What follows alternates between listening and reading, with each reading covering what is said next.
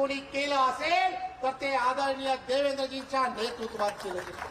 परंतु तुमच्या बरोबर असणारी काही मंडळी, तुमच्या व्यासपीठावरती तुमच्या खांद्याला खांदा लावून चालणारे प्रत्येक जण की त्यांनी कशा पद्धतीने पत्राचाळ असेल किंवा असे अनेक प्रकल्प की जे लाल फितीमध्ये अडकवून ठेवलेत, या सर्वांना जर तुम्हाला आम्हाला सर्वांना धडा शिकवायचा असेल तर तुम्ही आम्ही सर्वांनी एक दूरदृष्टी असणारे देवेंद्रजी, इथला असणारा विकासक, इथल्या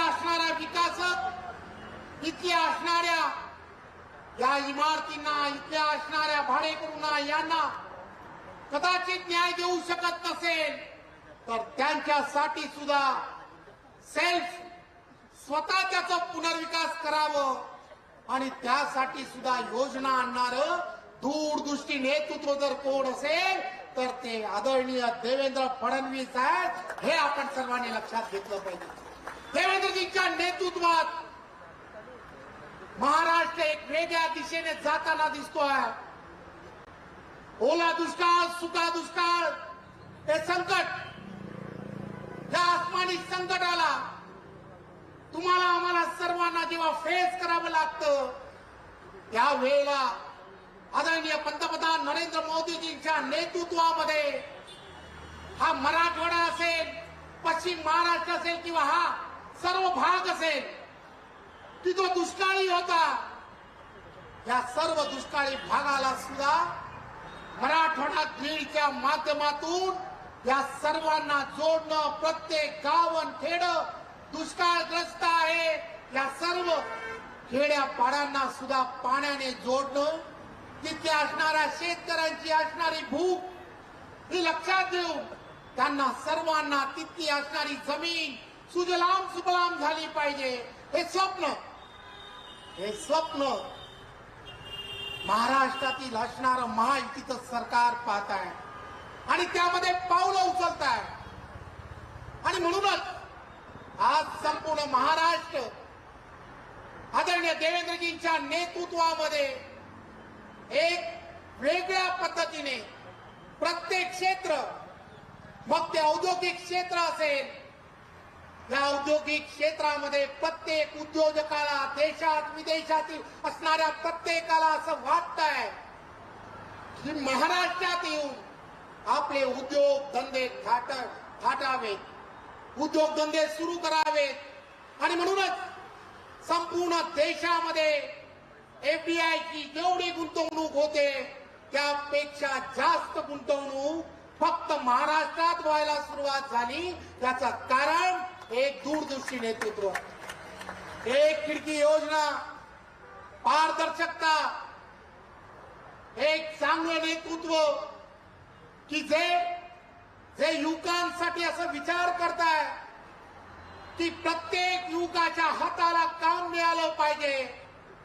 स्टार्टअप या महाराष्ट्रात जास्तीत जास्त झाले पाहिजेत. या सगळ्या गोष्टी तुम्ही आम्ही सर्वजण उघड्या डोळ्याने पाहताय. याची कोणी चर्चा करत नाही आहे. या विकासाची चर्चा बंद आहे. कोणत्याही योजनांबद्दलची चर्चा नाही आहे. महाराष्ट्र कशा पद्धतीने पुढे जातोय त्यामध्ये असणारी सजेशन्स हे देवेंद्रजी मागतायत. महाराष्ट्राला पुढे नेण्यासाठी तुम्ही पुढे या. तुमचे सजेशन्स हे नेहमीच महाराष्ट्रातील मुख्यमंत्री म्हणून मी नक्की स्वीकारेन हे ते सांगतायत.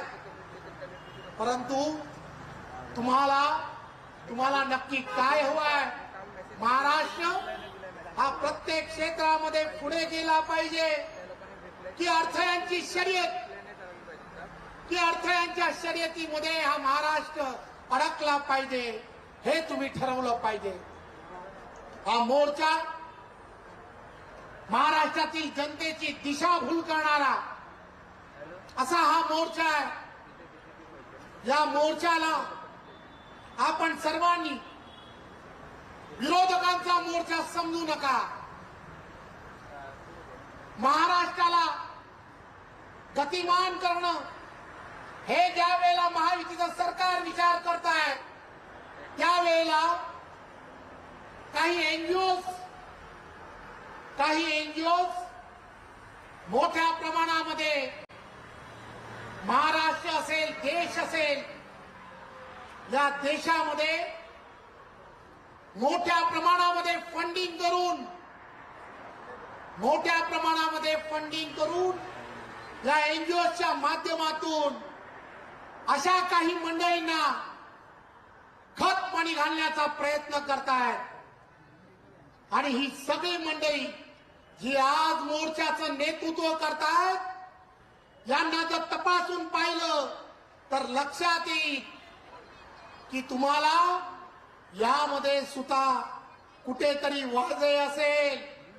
रिलायन्सच्या संदर्भामध्ये ज्या पद्धतीचं त्यावेळेला महाविकास आघाडीमध्ये झालेलं कृत्य की जो सचिन वाजेच्या रूपाने देवेंद्रजी विरोधी पक्ष नेता होते, त्यांनी उघडकीस आणलं. त्याच पद्धतीने अनेक अशा एनजीओज या सर्व मंडळींना, या सर्व विरोधकांना, सर्वांना खत पाणी घालण्याचा प्रयत्न करतायत. माझी महाराष्ट्रातील जनतेला ही विनंती आहे, हा त्यांचा असणारा हा कट हा तुम्हाला आम्हाला सर्वांना हाणून पाडला पाहिजे. कारण एकमेव आहे की महाराष्ट्राला तुम्हाला आम्हाला सर्वांना एक चांगल्या दिशेने न्यायचा आहे. इथला असणारा शेतकरी, कष्टकरी, इथला असणारा युवक, या प्रत्येकाला त्यांच्या स्वप्नातला महाराष्ट्र की ज्या महाराष्ट्राला ट्रिलियन इकॉनॉमी पर्यंत नेण्याचं स्वप्न हा प्रत्येक युवक पाहतोय. आणि या युवकाने सुद्धा त्या दिशेने विचार करायला सुरुवात केली आहे. आणि म्हणून उघडे डोळ्यांनी या सर्व आंदोलनाला, या सर्व आंदोलनाची असणारी भूमिका याकडे डोळेझाक करणं ही तुमची आणि आमची सर्वांची राष्ट्रीयत्वाचा विचार धरून चालणारे तुम्ही आम्ही सर्वजण, तुमची आणि आमची सर्व नागरिकांची, आपली सर्वांची भूमिका असणं हे अत्यंत गरजेचं आहे. आणि म्हणून भारतीय जनता पार्टीचा कार्यकर्ता, बूथ लेवलच्या प्रत्येक कार्यकर्त्याने पेटून उठून यांचा हा डाव जो आहे, हा डाव जर तुम्हाला आम्हाला सर्वांना उधळून काढायचा असेल तर घरोघरी जाऊन यांची असणारी ही भूमिका ही स्पष्ट करणं हे अत्यंत गरजेचं आहे. आणि ते तुम्ही आणि आम्ही सर्वांनी मिळून करूया. धन्यवाद. जय हिंद, जय महाराष्ट्र. खूप खूप धन्यवाद भाऊ. सर्वांनी जागेवर उभं राहायचंय. राष्ट्रगीत होईल आणि राष्ट्रगीतानंतर हा कार्यक्रम संपन्न होईल. सर्वांनी रवींद्र चव्हाणांनी आता संबोधित केलंय.